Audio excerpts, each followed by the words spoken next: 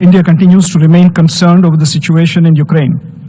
We maintain that the loss of innocent lives is unacceptable and no solution can be found on the battlefield.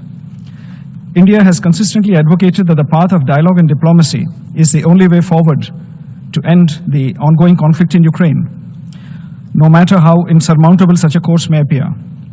The wholehearted participation and commitment of all stakeholders are critical for lasting peace.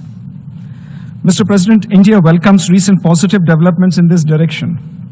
We endorse the summit meeting in Alaska between US President Donald Trump and Russian President Vladimir Putin. We appreciate the progress made at the Alaska summit. We also note the subsequent diplomatic efforts by the US President in engaging with Ukrainian President and European leaders in Washington, D.C. Prime Minister Narendra Modi remains in touch with President Putin, President Zelensky, and European leadership on the evolving situation. We believe all these diplomatic efforts hold the promise of bringing to an end the ongoing conflict in Ukraine and opening up prospects for a lasting peace.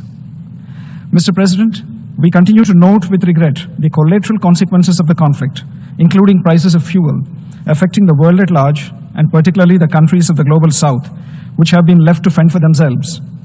From our perspective, it is critical that their voices are heard and their legitimate concerns duly addressed.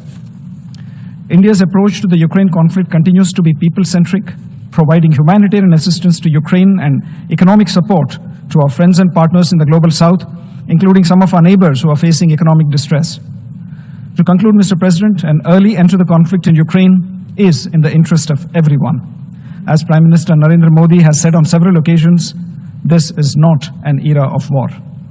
India stands ready to support diplomatic efforts for an early end to the conflict.